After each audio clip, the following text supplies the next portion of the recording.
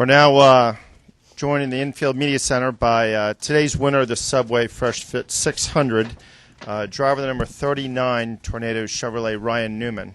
Interesting fact is that in all of NASCAR's history, the 39 car has been driven in 286 races, including tonight's race. Tonight is the first time the 39 has ever made it to victory lane in the NASCAR Sprint Cup Series history. So, Ryan, tell us about your run.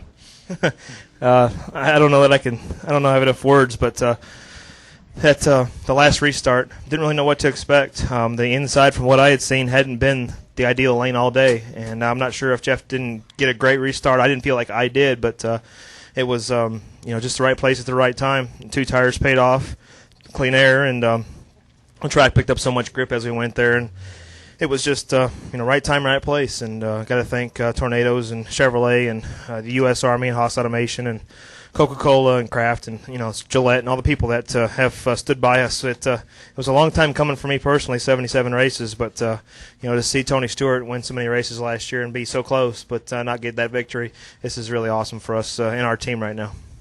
We'll open it up to questions from media. Again, as courtesy, state your name and affiliations. Claire, you got a question? We're not starting with Claire? We are starting with Claire. I will verify that Jeff Gordon said out on pit road that he spun his tires on the restart and he was kicking himself afterwards. So maybe that helps explain what happened at the end. But can you sort of talk about that and the restart?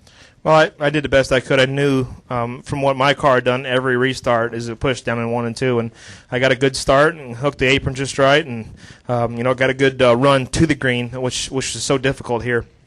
I was talking to, of all people, Kyle Busch about it before the race. I mean, this is one of the longest straightaways that we have before the green flag from turn 4.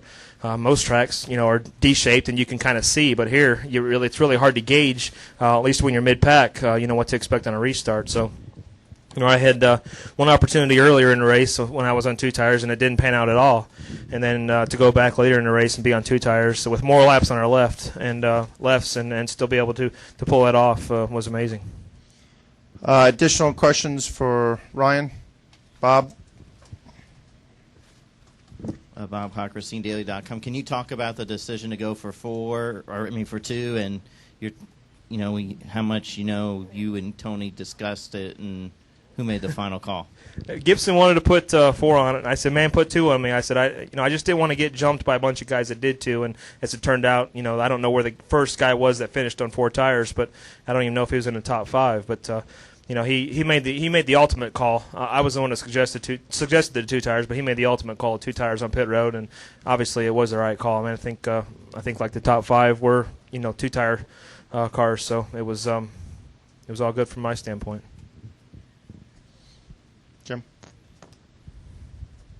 Jim Uttershaw, Observer. Ryan, I think you said something about this was really emotional one because it had been so long. What's it been like for you?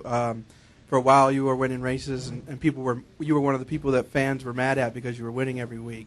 How does that, when you're a driver, how is that going through that experience?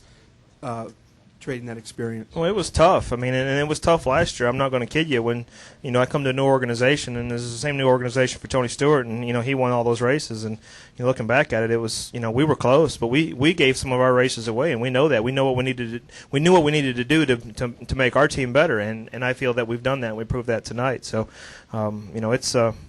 it was a long time coming for me. The emotional part was, when I first started in the series, it just came easy. I was with a great team, had great crew chief, great pit stops. All those things just kind of came easy to me. And then as it, I got towards 2005, you got to struggling a little bit, and I got a win here or there, but it wasn't dominant like we were back in 2002 and 2003. And to come to this new organization and achieve the things that we did was great last year, but. As I said all year long, I wanted to get that first victory for our team and for number 39 for these guys at Stewart-Haas who had never been to victory in any series, and we did that today. Go over to Terry. Terry Blaney, ESPN.com. Ryan, obviously some people are going to say you stole this one. Kyle was way in front when that last caution came out.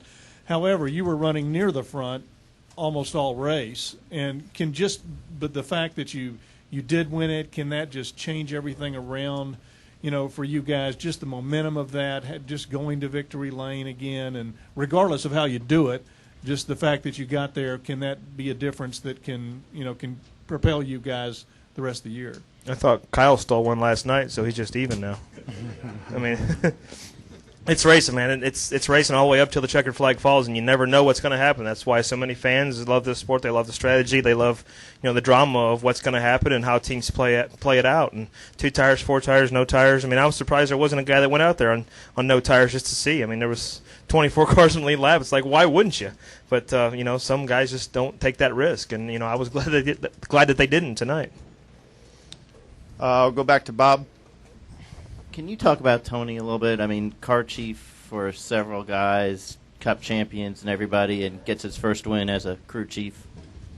We're just talking about you. Yeah. It's not your first win as a crew chief, is it? Yeah, Cup Series. Is it? Well, congratulations. Yeah. I'm close with several times. Yeah, me too. No, I honestly I didn't know that.